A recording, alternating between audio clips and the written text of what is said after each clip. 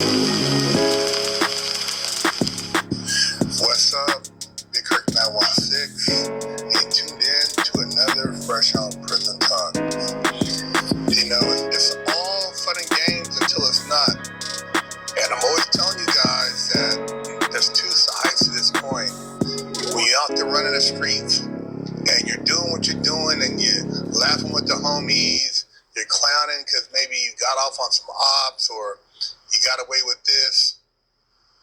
When you get caught and these people have you in that cage and you don't have the luxuries of your home, your personal bed, your privacy, or your gun, what are you gonna do? A lot of y'all are not cut out for this jail system. This shit is hard. You think you're ready, and when you first get there, it's a party. But that shit wears out real fast. At the goddamn barber shop.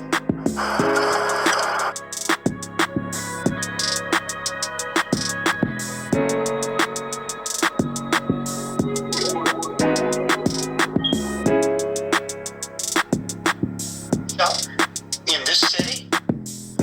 Are you kidding me? You're going to jail. Anybody tries to do this, they're going to be sent a message the same way. They're going to jail.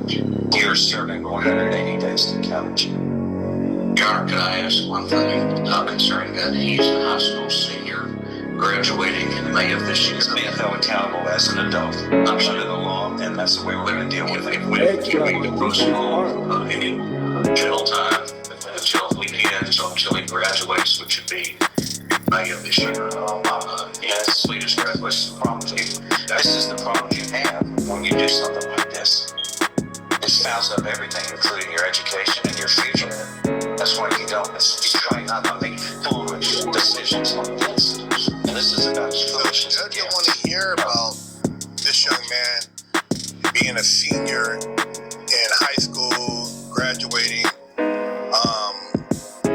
He charged him as an adult, gave him 180 days, and like that's light, man. I mean, people are fed up, but they want to give you the benefit of the doubt because they don't want to see you throw your life away. And I tell you, and I know your parents say you're a good kid, but you run around and you hit them streets, man, and all the fools you're around, is that where you want to be in the next 5 to 10 years? I remember they always said, look at your friends and I'll tell you your future. And my grandfather used to always look at me crazy when he seen the people I was hanging out with. He would just shake his head. And sometimes he would tell me, like, what are you doing, man?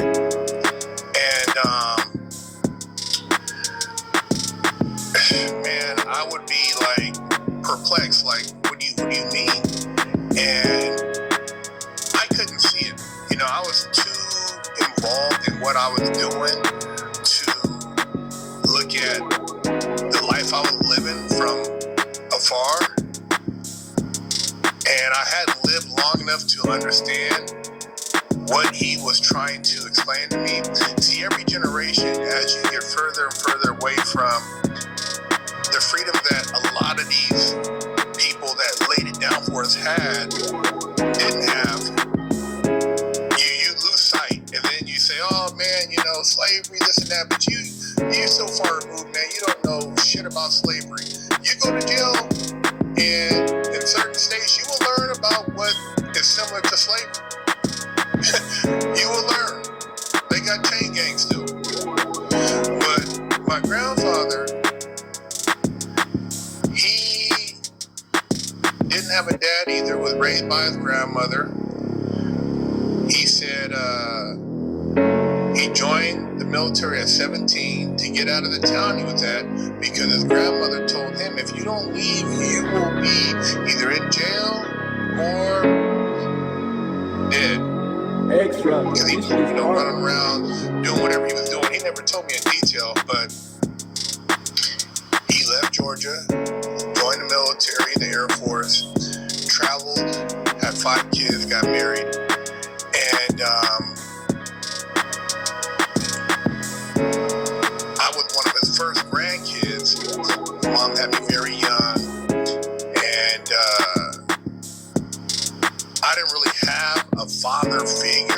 my grandfather was the closest thing, but I never knew my real dad. But as I got older, and I didn't really even take to the streets and all that bullshit until I got into a certain environment. Like when I used to skateboard and do all that stuff, I was living in the Bay Area. I was around a different element. And that's why it's so important where you live at and what you're around. You can be in a nice neighborhood and still find bullshit, but typically you have so many other things going on that you most likely won't get involved with that shit. When I was on the military base, there was nothing but really cool stuff to get into unless you were just a straight idiot. So skateboarding, BMX, and that's what we did, you know?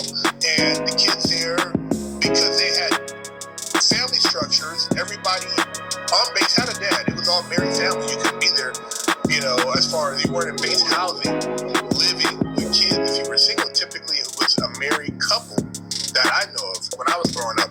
So you had a mom and dad, all different types of cultures, Filipino, black, white, Asian, Hawaiian, so you were exposed to structure. You know, having a father or a mother that's in the military, you're not doing bullshit. You're just not. You're not. You know, you go to your friend's house. You know, the parents aren't letting you run around. You're not talking crazy. Nobody on the military base is talking crazy to their parents. No kid, no. It's unheard of. Kid, he'll be out of there. His dad comes from a military background. The discipline, going through boot camp. You know, maybe he, you know, served in one of the little wars. I mean, dude, he's not putting up with that shit. So the kids are totally different. Now you go from there to a regular neighborhood, which, you know, I did, and even there, I didn't have to get involved in what I got involved in. I was just seeking something. I was trying to find my identity, I guess, you know, trying to fit in, trying to figure out where I belong. And I got into some bullshit. And I had to learn the hard way. You know, mom worked hard, you know, it wasn't like, you know, I didn't have people to, you know, look after me or give me, you know, advice. I just was hard-headed, man. Because for whatever reason, I was just, the streets seemed exciting. The dudes out there running around, you know, gang banging. It seemed like, man, this was, you know, this was different. And I had to make a choice, you know, at one point, hanging out with my white friends, skateboarding, wearing Jimmy Z's and skull caps and, you know, doing that stuff. Or do I want to start hanging out, playing basketball, you know, doing that stuff. And then even another step was, do I want to be a D-boy? Do I want to, like, you know, go over here and try to figure out the streets and do this illegal shit? It's crazy because even when I asked one of the kids I felt who was selling drugs, about selling drugs, he's like, Marcus, you don't want to do that. This ain't for you. I was a straight A student. He straight told me. I'm like, yeah, nah, man, I want to, you know, I want to have it too. You know, this dude dressed all cool in school, was, you know, always looked like he was sharp. And I'm like, how did he get all this money? I think his parents was buying them for him. I don't really think he was selling drugs, but he knew, I think he knew about that more than I did. And he told me, you don't want to get involved in that. But I didn't listen, man. I seen these grown men at the park, you know, and it was unfortunate. I lived on a street that was a drug street, so it was so easy. Literally, you come outside and there were people looking at you, looking for drugs. It was like In-N-Out Burger. You could walk out your front door. You could be sitting in your living room and people would drive by and you could literally sell drugs from your front, you know, your front living room through the window. That's how much drugs were out there. But anyways, I eventually got into that and didn't know what the hell I was doing. Didn't really have anybody show me the ropes, just trying to wing it. You know what I mean? Wasn't no YouTube videos on it. Got caught up.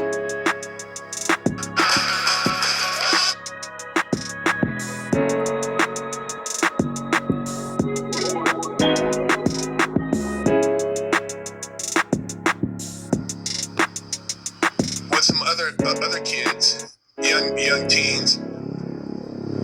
Got locked up, spent a night in juvenile hall. Got out, wasn't out 30 days, man, maybe 60 days. my knucklehead ass got another sack, got caught up again. Ended up going away for roughly almost 6-7 months. This shit is hard. But that wasn't enough to break the cycle. I was still kind of like 1 foot in the streets, like willing to take chances. But I hate to see you guys do the same shit I did. So when I tell you stuff, you're like, oh man, you know, you're young and you feel like you're invincible and you want to be the man. Look, man, you can be the man later on, and you don't have to go to jail to prove it, and you don't have to prove it to nobody else. Just your family, man. And your family don't want to see you get locked up. Your family don't want to see you throw your life away, man. It broke my mom's heart, broke my grandmother's heart, broke a lot of my family's heart, you know. And I didn't see it till later on, but I'm trying to tell you that, you know, you can't do what you're doing and then start crying afterwards and feel like, oh man, I just want another chance. Dude, you don't got away with a lot of shit, and now you got caught. So before you get caught, don't do the dumb shit. Don't matter you're in high school, you're in junior high school. Dude, you get caught. There's a consequences. See, for a lot of you guys, if you keep getting out, you don't learn. So these judges keep seeing your name, they're gonna start cracking your heads. And when they do, don't cry. Don't cry. Pull your pants up and be hard. These are life lessons, man. Subscribe, share the channel, Big Kirk 916, Fresh Out Prison Talk.